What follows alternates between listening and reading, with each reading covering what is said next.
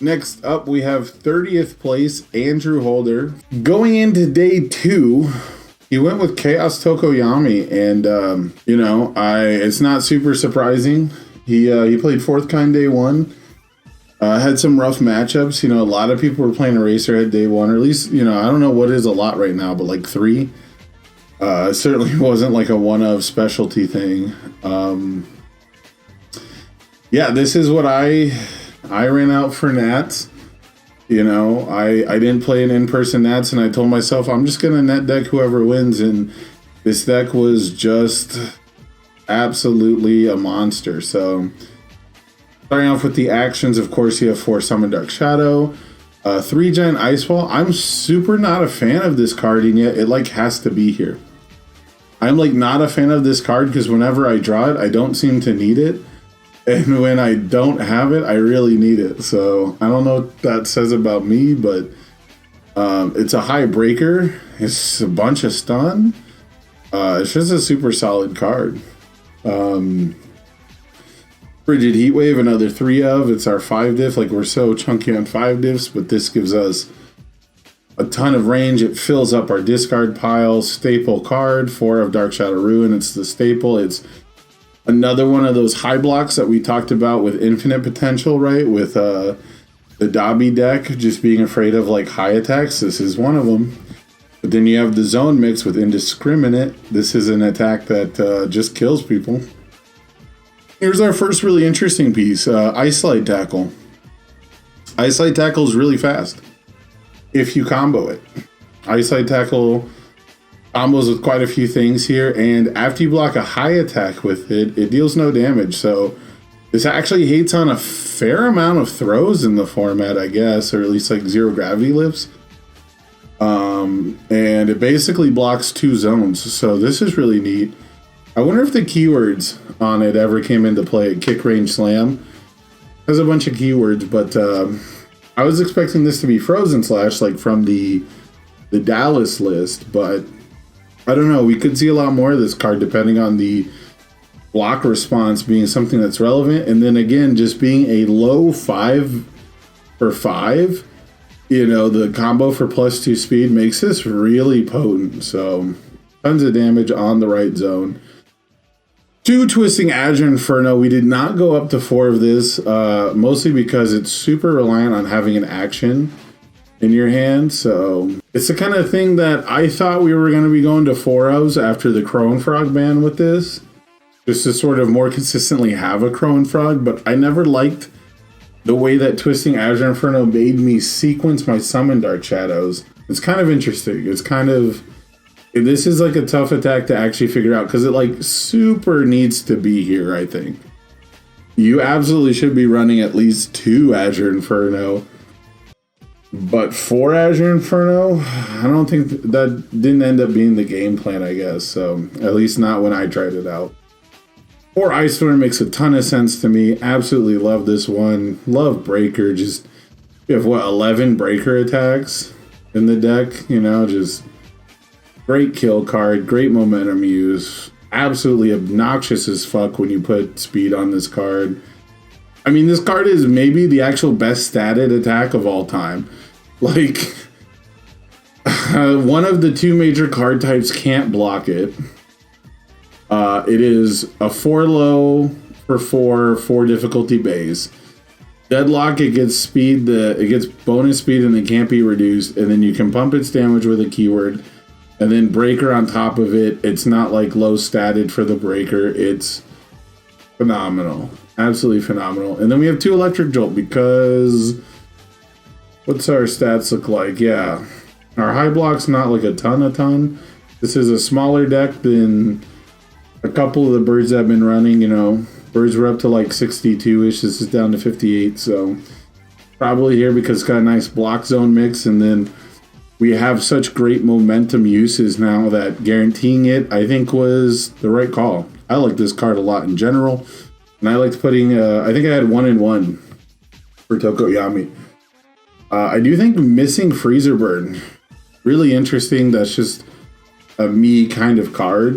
And I was expecting like a ton of interaction-based decks. but it doesn't stop stuff like a race, right?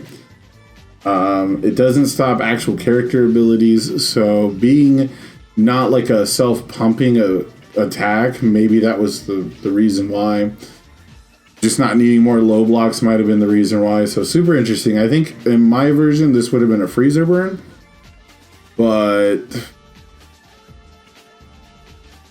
yeah, this is a like better offensive card and has a stronger defensive piece. But you know, it's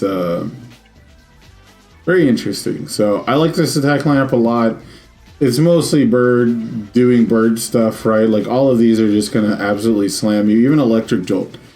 It's the EX attack. So like something not a lot of people I think talk about is Electric Jolt as a finisher because it has EX and like nobody expects it as a finisher. So yeah, it's this is a solid lineup. Once again, we have no 3 diffs. We are just super committed to getting really good builds out. I'm still a fan of the 3 diffs on Chaos, so just like as a one of, just something, I don't know. That's just me. Petty Squabble, insanely good, even without Crow and Frog. One with Nature, people are just dead. Villains Defeated is interesting. I think this came in because we needed more high blocks. This is just one of the opportunities you could get to have high blocks. It, you know, removes Jolt from the game. It ruins combos for stuff like Double Jab Pummel. So pretty cool card.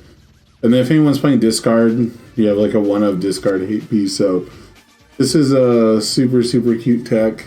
I'm trying to think. Oh, this is meta relevant against Ojiro. Yeah, that's true. Villains also helps against Ojiro. That's correct. Just absolutely, it's like face shield in that way, right? This is like, I guess you can think of this as like Chaos's version of face shield in a lot of ways, like these symbols version of face shield as far as not letting the opponent have things in their card pool to utilize. So very cool. 3 irrefutable and then 1 in the side. That's just the correct number. Encouraging training partner, 1 main, 2 side. I like that ratio as well. 4 chivalrous is correct. 4 feeling cute. Now this is definitely the we don't have Stronger in Darkness anymore. This to me is like very much the we needed to add more high blocks to our deck because we got 4 banned out. This is also the replacement for Frozen. This is also the replacement for Frozen because if your opponent's completely tapped out, Frozen doesn't do anything. And if your opponent has It Can't Be Fixed, it doesn't do much. So this is, we used to be running like 1 or 2 Frozen, and it was pretty tough into the Kirishima 2 matches, and it was tough into It Can't Be Fixed and stuff like that. So we would side into more copies of Feeling Cute to fit that block zone, fit that role. So definitely not surprised to see that that coming out. Then we have Struggling with Studies as a one of. Pretty interesting. I really like the Summon Dark Shadow enhance on defense and then struggling to pick it back up play. That we don't even, yeah, we're not citing these either. So this was just a play we weren't super enthusiastic about. We're not blocking a ton as the bird, right? We don't have like straight up speed hate. We just have like release and speed reset, I guess. So probably not going to have a ton of stuff to deal with picking this back up. So not that surprising. Again, we already have enough low blocks. So I've seen this as a one of. It's surprising, but then when you think about it, when you think about block zones, you think about chivalrous competitor, it makes sense. Very good showing for Andrew throughout the year. I mean, he managed to qualify and commentate, which nobody really did, right? He's the only guy who played and qualified and did commentary at regionals throughout the year. So that alone is really impressive, you know?